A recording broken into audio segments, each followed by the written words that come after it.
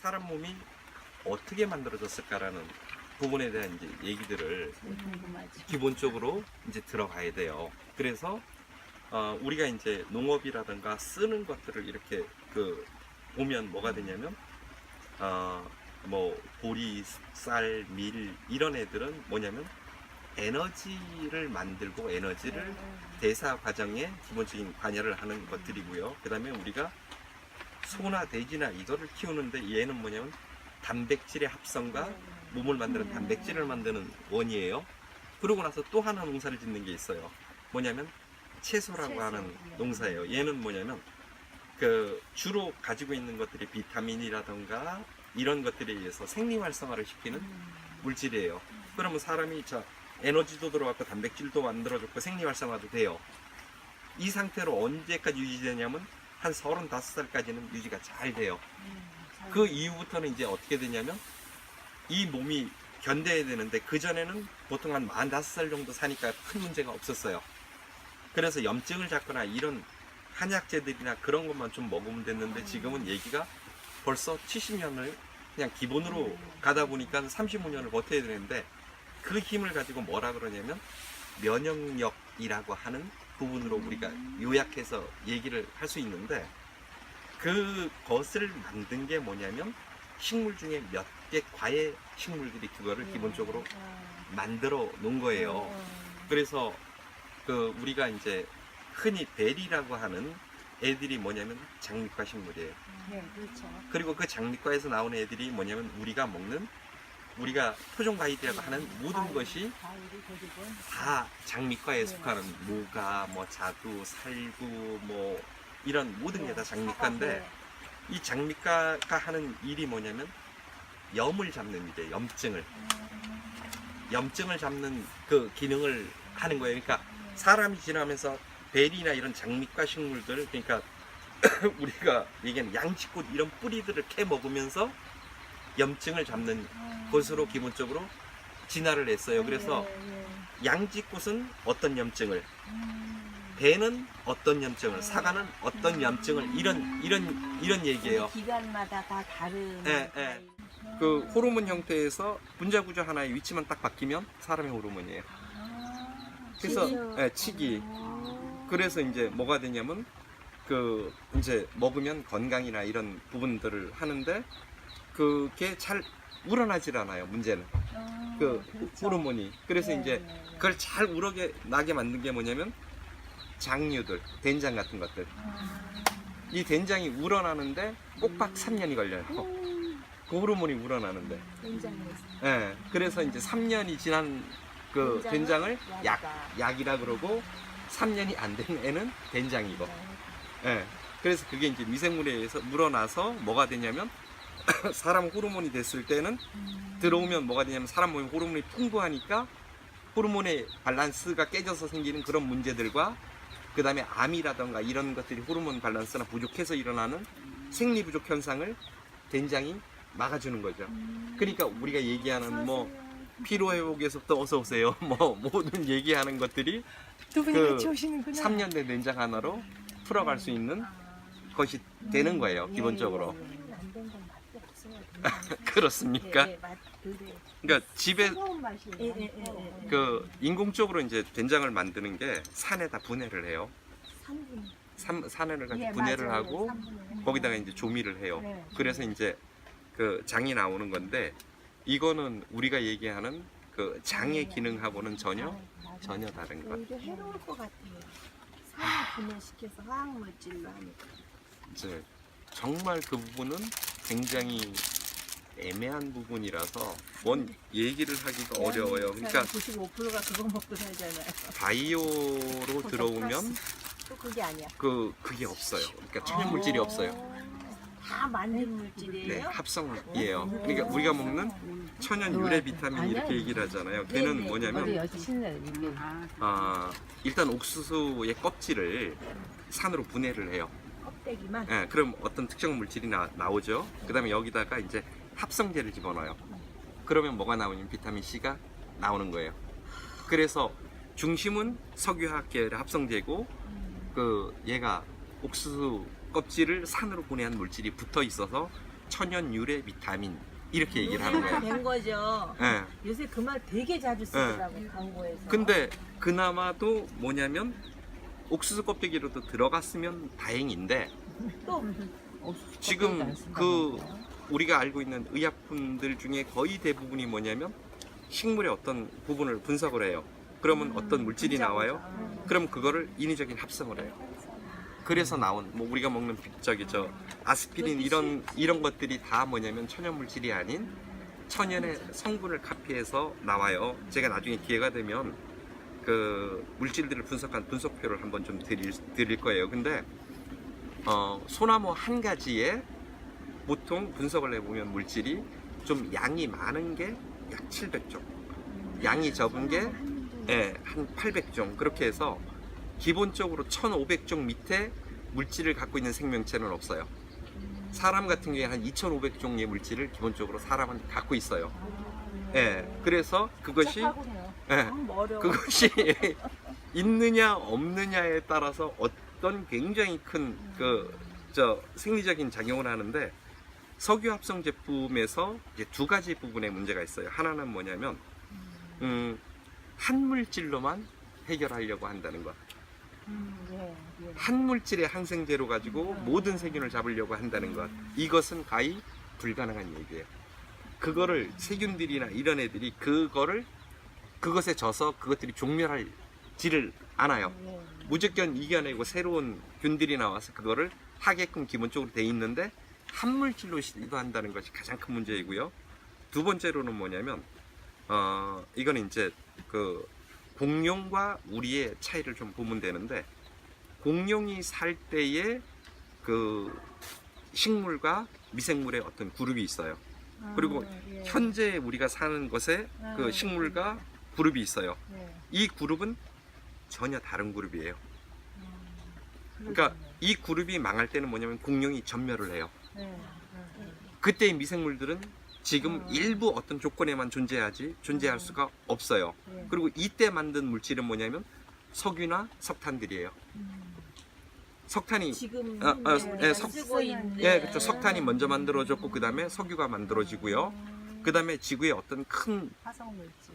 조건에 의해서 현 생태계가 만들어지는데, 이렇게 된 거를 공통진화라 그래요. 한 그룹을 만드는 걸 공통진화라고 하고, 그 다음에 이 것들이 갖고 있는 물질들을 동속 영양 체계라 그래요. 그러니까 같은 영양을 체계를 가지고 있어요. 그래서 내가 이를 쌀을 먹고도 살아요. 왜냐면 같은 영양 체계니까. 쌀하고 살아나. 그게 예를 들어서 이질적인 영양 체계라 그러면 개가 들어와서 여기 세포하고 싸워서 어떻게 돼야 되냐면 탈이 나야 돼요. 우리가 먹는 식품 중에 식중독을 일으키거나 이런 애들은 뭐냐면 이 그룹에 안 들어와 있는 물질을 갖고 있는 아이들이에요. 그래서 이게 들어오면 세포하고 싸워야 돼요. 석유 제품은 뭐냐면 우리 그룹이 아니에요. 그렇죠. 이것도 생명에 의해서 만들어낸 유기물이에요. 무기물이 아니에요. 그냥 땅에서 나온 게 아니고 생명에 의해서 만들어진 건데 공진화 체계에 안 들어있고 유전적으로 같지 않고, 그 다음에 영양 체계가 달라요. 그러니까 들어오니까 뭐를 해야 되면 사생결단을 져야 돼요. 네가 죽건 내가 죽건 아니면 두 가지 물질이 합성이 돼서 다른 게 만들어지건, 이거를 하지 않으면 물질이라는 건 항상 평형과 균형과 이거를 해야 되는데 그거 자체가 안 돼버리는 거예요. 그래서 뭐를 하는 거냐면 석유 제품이 우리하고 공진화 체계에 없고 동속 영양 체계가 아니기 때문에 들어오면 반드시 몸에 이제 해가 가는 부분들인데, 근데 그걸 해결할 수 있는 식물들이 주변에 아주 흔하고 정말 많아요. 그러면 왜 그 흔하고 많은 거를 사람들이 안 가르쳐 주느냐? 돈이 안 되는 거예요. 돈이 안 되는 거예요. 쉽게 얘기하면. 그런 거 먹으면 약이 안 팔리죠. 뽕나무 하나가 우리가 알고 있는 병들을 이제 우리가 이제 식물의 물질을 추출을 해요. 그래서 그런 세균이나 아니면 인체에 대한 반응을 봐요. 그게 이제 기능성 체크라고 하는데, 이 기능성을 검사를 해보면 뽕나무는 거의 우리가 앓고 있는 모든 병을 다 해결해주는 기가 막힌 나무예요.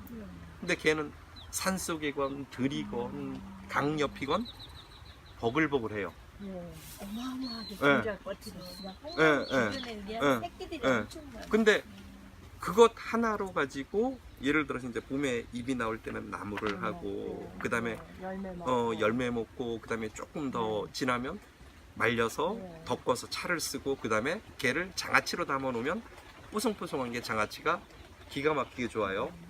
잎을 다리거나 뿌리를 다리거나 줄기를 다려서 먹으면 우리가 얘기하는 고혈압, 당뇨나 이런 것들의 기가 막힌 치료제예요. 네. 근데 그것이 예를 들어서 평범하게 내 자식들한테나 이런 데다가 집에다가 이제 이렇게 끓여서 보리차처럼 먹게 되면 뭐가 되냐면 현재의 환자의 거의 대부분이 사라져요. 병원이 망하게. 병원 약사, 의사 약사가 망하는 그 식물이 몇 가지가 있어요. 몇 가지가. 근데 이것이 이제 저는 이제 사람들을 만나서 얘기를 하고 이렇게 할 때 뭐냐면 좀 단순하고 쉬운 걸로 가지고 일반적으로 건강을 지켜주자. 그러고 특별하게 어떤 암에 걸렸거나 무엇을 하는 부분들은 당연히 의사와 그 다음에 우리가 알고 있는 항생제로 가지고 치료를 해서 정말 건강한 삶들. 그러니까 장수하는 그런 유럽의 국가들의 어떤 마을들이나 이런 데 가보면 평균적으로 수명이 높은 뿐만 아니고 죽기 전에 일을 못하는 기간이 굉장히 짧아요. 약 4개월 정도. 그러니까 자기가 예를 들어서 81을 살았다 그러면 79살 6개월까지는 일을 해요. 그러다 나머지 4개월 정도를 자기가 인생을 정리하고 죽는 거예요. 그게 그게 수명이 길어진 거예요. 근데 우리 지금 친구들 보면 뭐냐면 부모님들이 보통 10에서 15년을 요양병원에서 누워 있어요. 그러니까 수명은 늘어났어요.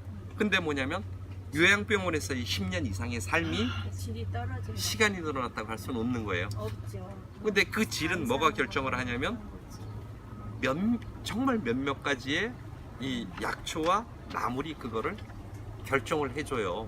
그리고 그거를 예를 들어서 아이들한테 임신한 그 여자들한테 주면 뭐냐면 후손이 건강해져. 100년간 건강해진단 말이에요. 그러니까 그 물질 구성에서 에너지를 만드는 물질, 작곡물들, 단백질을 만드는 물질인 그 육류들. 그러니까 사람이 고기 안 먹으면 죽어요. 죽어요. 먹어요. 안 먹을 수 없어요. 필수 아미노산이라고 표현을 해요.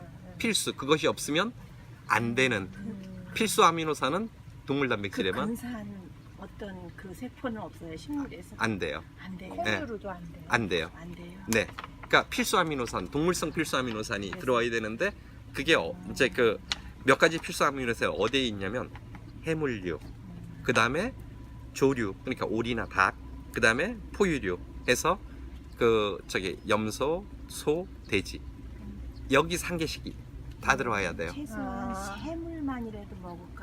아니요 해물, 그 다음에 조류, 다 포유류에서 다 들어와야 돼요. 이게 없으면 필수 아미노산이 부족해지고 필수 아미노산이 부족해지면 세포를 못 만들고 세포들이 만들어져서 조직이 되고 기관이 되는데 이게 안 되는 거예요. 먹어야겠다. 그러니까 한 달에 한 번이라도 안 먹으면 자주 안 먹어도 돼요. 자주 안 먹어도 돼요. 네. 크게 무분의 문제는 없어요. 그러면 이제 그 기본적인 문제가 발생을 할 수밖에는 없어요. 그러니까 그런 부분의 문제들을 뭘로 하는 거냐면, 그러니까 골고루 된 음식을 먹여주고 그것이 임신한 여자가 뭘 하는 거냐면 그 태를 통해서 물질을 전달해 줘요.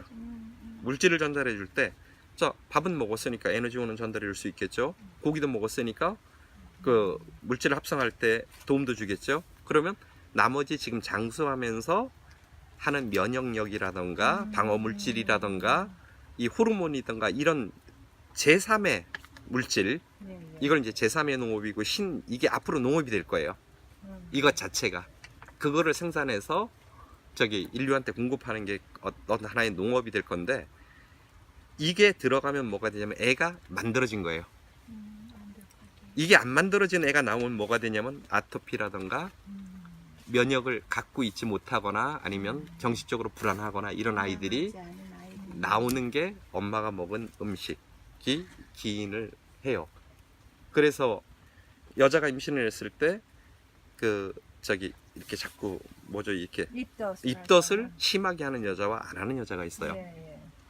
입덧을 심하게 한 아이는 남편의 체질을 닮거나 남편을 많이 닮아 있고, 입덧을 적게 한 아이는 보면 체질이나 이걸 자기하고 많이 닮아 있어요. 뱃속에 아기가 딱 생긴 순간 뭐냐면 버려야 되는 이형 단백질이 들어온 거예요. 그게 자라고 있는 거예요. 하나는 뭐냐면 키워야 되는 부분이 있지만 하나는 이걸 없애야 되는 또 그거에 있는 거예요. 몸속에서. 예. 그래서 유전적으로나 체질적으로 같은 아이면은 입덧 거의 없이 잘 먹으면서 가고, 이게 심하면 남편 쪽이나 이거를 쪽을 간 거예요. 그럼 남편이 무진장 잘해줘야 돼요. 왜냐면 자기 닮은 애가 세상에 나오는 일이잖아요. 그래서 어떤 물질을 먹이느냐 뭐 하느냐 이런 부분들이 사람을 만들어내는 과정이란 말이에요. 근데 그것 중에 이제 하나가 그 과일들일 거고요. 오늘 이제 비가 오고 이러니까 제가 요 안에 있는 그 흔히 보지 못했던 우리 토종 과일 몇 가지를 좀 보여드릴게요.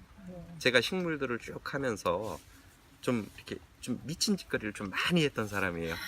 제가 충북대 원예학과에서 그러니까 어려서 중학교 때부터 꿈이 농사 짓고 이제 이런 것이었고, 거기에 대한 생각을 해왔고, 그다음 이제 대학에서부터를 기준으로 해서 이제 제가 이 일을 시작한 게 기준이 된다 그러면 제가 지금 이제 그 32년, 33년째 이 일을 기본적으로 하고 있는데, 첫 번째 단계에서는 이제 꽃을 배양하는 일들, 이렇게 화분에다 넣거나 뭐 이런 일들을 10년을 보냈어요. 그러고 나서 이제 2000년도 이럴 때 서울 코엑스나 이런 데서 굉장히 큰 규모의 초대전을 몇 년씩 이렇게 하고 이러면서 그 과정을 거쳤고요. 그 다음에 다음 10년을 뭘로 보냈냐면 저기 조경, 꾸미고 이런 거. 그래서 이제 그 뭐 월드그룹 이런 데서 공모전 하는 데서 제가 입선을 해서 설계 시공부터 몇십만 평을 하면서 한 150만 평 정도의 어떤 그런 공간 연출들도 해봤고, 그리고 이제 40살 넘어서 했던 게 뭐냐면 이 식물을 저희 지금 굉장히 규모를 축소해놔서 없는데, 지금 제가 농장을 갖고 있는 게 한 10,000평 정도 돼요. 근데 기본적으로 제가 조금 많이 움직일 때는 농장이 한 약 8만 평 정도 됐어요. 그거를 아침부터 저녁까지 매일 식물을 보다 보면 속이 좀 보여요. 식물의 속이. 근데 이 식물의 속이 뭐냐면 사람의 그것하고 너무 똑같아요. 그래서 그거를 좀 규명하려고 뭔 짓거리부터 시작을 했냐면 우리나라 전체를 돌면서 식물 자원을 모아오는 일들을 시작을 했어요. 그래서 야생화들을 한 5,000종 정도, 그 다음에 우리 그 토종 콩부터 시작해서 작물을 모아오는 걸 한 200~300가지, 그 다음에 토종 과일들도 몇몇 가지를 좀 모아서 갖고 오는 일, 이거를 하는데 꼬꼬박 5년 반 동안 차를 이동하는 거리가 10만 킬로가 100만 킬로를 넘겼어요. 제가 2년마다 한 7, 8만 킬로씩 뛰면서 차를 한 대씩 바꿨으니까 차량을 3대를 바꿨어요. 그러고 그 다음에 그 차값만 1억이에요. 그 바꾼 차값만, 폐기한 부분만. 그러면 기름값하고 대충 어느 정도 들어가는 그 일을 하면서 뭐를 했냐면, 제가 나중에 그 주소로 찍힌 게 제 연구소 주소예요. 거기서는 뭔 짓을 했냐면, 그렇게 갖고 온 식물들을 가지고 물질을 나누는 일, 분해해서 이 물질로 가지고 무언가 사람한테 그 기능을 체크하는 일, 이걸 한 50여 가지 식물을 이제 매달려서 했어요. 그래서 뭐 데이터도 얻고 이렇게 하는데, 그 물질 하나의 기능성을 연구하는 데 들어가는 비용이 5천만 원씩이에요. 그러면 곱하기 50종 이러면 대충 얼마를 쳐들여서 이제 식물 속을 공부했는지도 대충 나오는 짓거리를, 그러니까 아주 미친 그 부분들을 했는데, 결론은 그거예요. 뭐냐면 몇몇 가지의 식물은 반드시 먹어야 된다. 그리고 그 중에 하나가 뭐냐면 우리 토종 과일류들. 예. 그래서 그런 것들을 먹을 때 하는 요령이 좀 있어요. 뭐냐면 흙을 만드는 일. 네네. 공생농법 네. 저희 다 공유했어요. 예, 예. 그러니까 흙을 만드는 일이에요.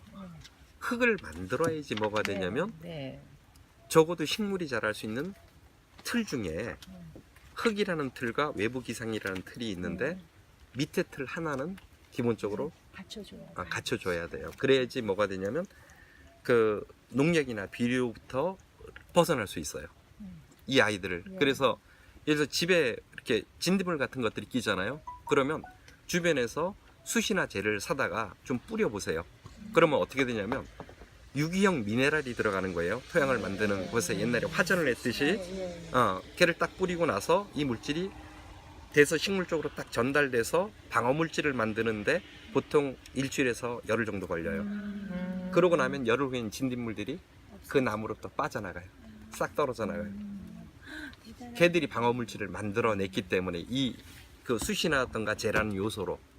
그러면 우리가 흙을 만들 때 뭐냐면 숯이나 재라는 요소를 넣는 것이 그런 거예요. 그러니까 숯이나 재를 갖고 저도 만드는 모든 흙에 써요. 저기 있는 덩어리가 제가 쓰는 흙 덩어리예요. 꽃을 키우는데 저 덩어리를 가지고 조그만 화분에다 집어넣으면 그냥 마사나 상토를 넣었을 때는 잘하면 식물이 4년 살아요. 근데 조그만 화분에다가 저걸 넣으면 지금 7년 8년 돼도 안 죽어요. 필요한 요소를 갖춰주면 죽지 않고 끌어가는 거고, 이 필요한 요소가 없으면 어떻게 되냐면 이제 죽어버리는 그런 부분들이에요. 그래서 땅을 만드는 부분과 그 다음에 이제 생리적으로 맞는 곳에 이걸 심는 일, 그래 놓고 이제 나중에 먹는 것까지 라는 부분까지를 좀 이렇게 얘기를 하면 그러면 되는 거고요. 뭐 오얏잎이라던가 이게 이제 과일나무 오얏나무 잎이고 그 언제 유래가 됐건 아니면 자기들이 개발했건 간에 뭐가 되냐면 지금 우리가 하는 토종 과일들은 다 뭐냐면 약이었어요. 기본적으로 사람의 건강을 지키는 약이었고, 그래서 정원에 꼭 들여놓는 것들 중에 앵두라던가 뭐 살구라던가 자두라던가 대추, 그다음에 뭐 이렇게 배, 그다음에 뭐 작약, 이런 애들은 뭐냐면 그것이 있어야지만 건강한 삶을 유지할 수 있기 때문에 그 비싼 내 정원이라는 공간 안에다가 걔들을 필수로 들여놨던 부분들이고, 이거를 어떻게 활용할 거냐. 그러니까 감나무라던가 대추나무 같은 경우에는 우리가 보면 대추 먹잖아요. 근데 대추 잎을 먹어도 되고 대추 가지를 먹어도 돼요. 꼭 열매가 아닌. 예, 열매를 먹는 것 뿐이고, 내가 지금 열매가 없으면 잎을 따서 차를 한번 끓여 보세요. 굉장히 맛있어요. 항산화 능력이 거의 무한정 높은 물질이 나와요.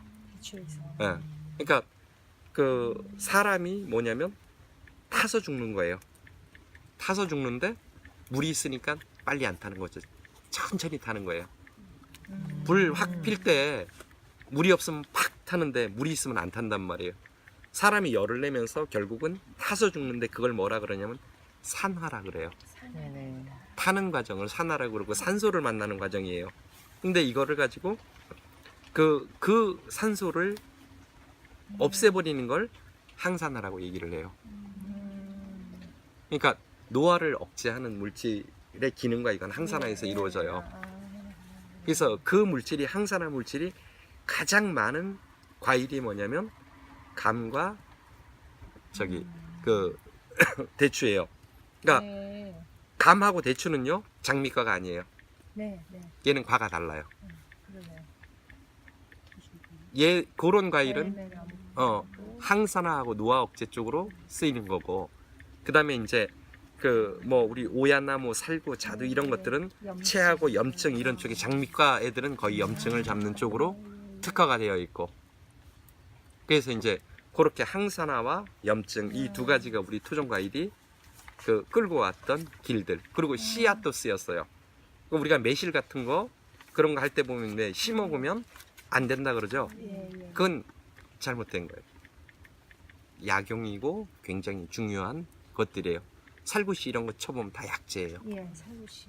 예. 그게 뭐냐면 기능이 뛰어난 약재로 된 거는 기능이 압축된 걸 약재라 그래요. 네. 기능이 압축되어 있지 않는 거를 산나물이라 그래요. 예, 식품이라고. 그냥 막 먹어도 예, 되는 예, 거고. 그래서 그 약재로 돼 있는 애들은 사용량을 누가 정하냐면 의사가 정해요. 한의사가. 예, 예, 그것이 차이예요. 예, 예. 그러니까 요것들을 어떻게 법제하고 어떤 양까지를 쓰세요 하는 그거 선을 잡는 게 한의사고, 그 밑에 범주에서는 뭐냐면 요리사가 뽕나무로 가지고 요리를 해도 되고, 이거를 맞아. 그 밑에 농도에서는 뭐냐면 네. 보리차처럼 끓여서 집에서 마셔도 돼요. 마셔도 되고, 근데 물질이 농축되지 않았으니까. 예, 그 농도를 순한 부분이라서 전혀 그 독이나 이런 것에 노출이 안 돼요. 우리가 많이 먹고. 예, 그래서 약재도 보면 주약과 보조약과 그다음에 그 이제 첨부약들이 있어요. 그래서 전체 약재에서 한 60%는 주약이 차지해요. 그리고 그게 한두 가지의 주약이 기본으로 되고, 그러니까 참단기 이런 것들은 아주 기본적인 약재이고, 거기에 뭐가 또 들어가냐면 보조하는 약. 그러니까 이게 60이라면 나머지가 한 25%, 나머지 한 5%에 10%가 이제 첨부약들이에요. 그래서 한약이 만들어져서 보면은 이래요. 150g에서 200g, 20g에서 30g, 2g에서 5g. 이렇게 약재표 이렇게 뭐 동의보감 이런 거 보시면 그게 딱 그렇게 비율로 기본적으로 돼 있어요. 앞에 애들은 독도 없고 주기능을 끌고 나가는 거예요. 요 몇 가지가 뭐냐면 그 우리가 그냥 건강을 지켜나가는, 그러니까 사람의 몸은 식물로 이루어진 거예요. 그게 딱 그냥 기본 요소예요. 그러니까 에너지원, 단백질 빼놓고는 식물로 이루어져 있으니 우리가 식물을 떠나는 순간 뭐냐면 몸은 파괴되는 거고 못 이루어지는 거고, 그러면 그걸 먹는 게 뭐냐면 당연히 그냥 장수하고 건강하고 그러는 것에 그냥 기본입니다. 이제 저기 뭐 얘기들을 좀 많이 하게 될 거예요. 어쨌든 오늘 이제 이렇게 스타트고 차부터 한 잔 먹으면서